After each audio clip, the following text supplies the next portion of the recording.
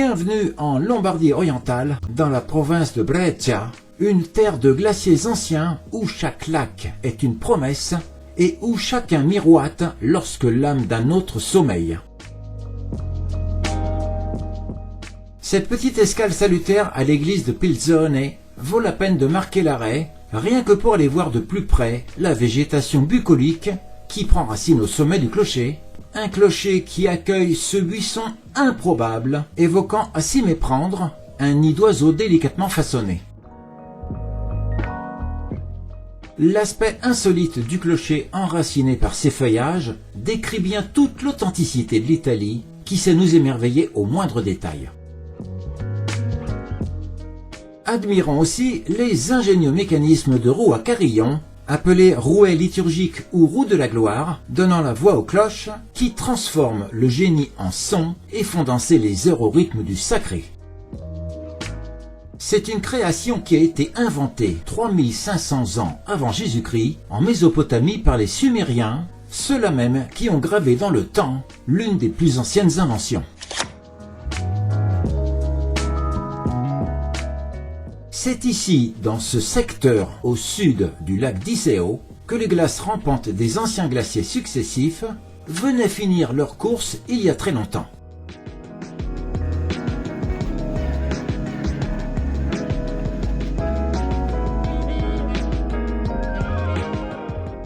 C'est le 50e jour de l'Odyssée alpine et voici une récompense supplémentaire, une abondance de tranquillité au bord d'un lac de sérénité.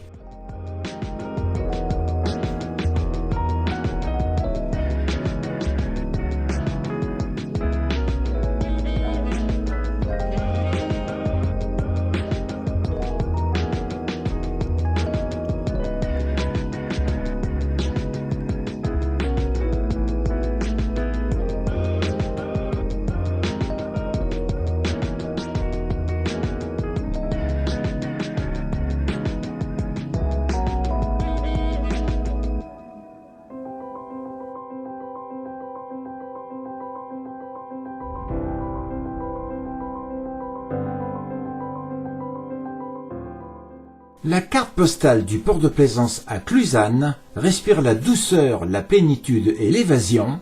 Elle évoque une ambiance aquatique dans la légèreté de la belle Italie qui ne cesse de nous charmer.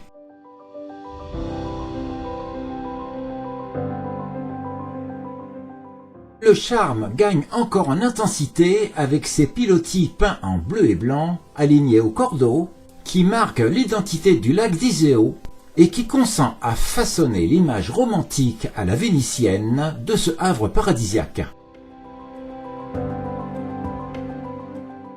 Il exprime un art de vivre qui s'épanouit autour du lac enchanteur, il incarne le cours de l'évolution des villages lacustres et se tisse dans l'histoire de l'un des bourgs les plus anciens à Iseo.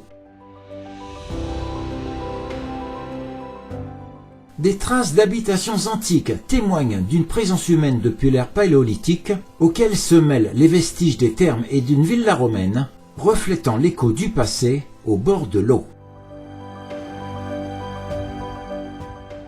Depuis le XIe siècle, pêcheurs et paysans vivaient rassemblés dans le noyau du village, autour d'un modeste port naturel où leurs barques glissaient sur le lac, tissant une intime relation entre l'homme, l'eau, la pêche et le travail.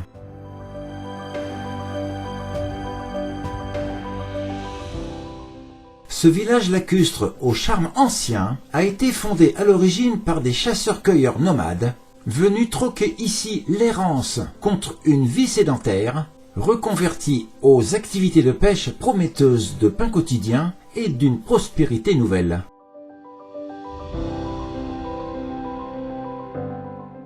À la fin du XIe siècle, deux moines issus de l'ordre clunisien ont enrichi le développement local en fondant un priorato, c'est-à-dire un prieuré, où leur mission contribuait à gérer des terres, des vignobles et développer l'agriculture.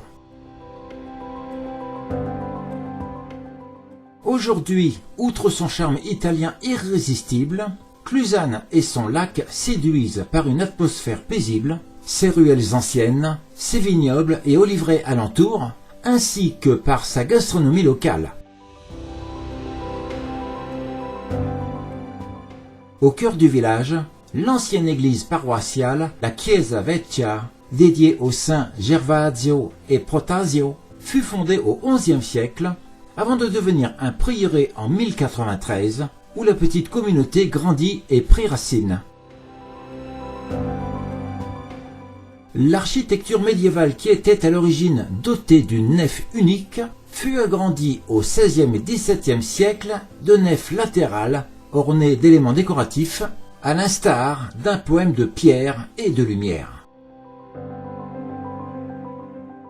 En 1935, la Chiesa Vecchia fut remplacée par une nouvelle construction d'église paroissiale. Elle a de ce fait trouvé une seconde vie comme espace culturel. Des concerts, des représentations et autres événements communautaires animent ces murs séculaires, tout en conservant l'écho de ces siècles passés. À l'intérieur, les fresques et les stucs du XVIIIe s'épanouissent sur les murs, offrant aux visiteurs une atmosphère feutrée, invitant le regard à la contemplation. Son campanile élancé abrite encore un mécanisme de roue à carillon qui ponctue le rythme du village. Aujourd'hui, la marina de Cluzane vibre bien au-delà de ses pontons. Ce n'est plus seulement un lieu d'accostage, puisqu'elle anime le bord du lac avec ses quais, ses terrasses et ses cafés, mais c'est aussi le point de départ pour les croisières vers Monte Isola, l'îlot de Loreto et tous les villages lacustres qui ceinturent le lac dans un cadre harmonieux.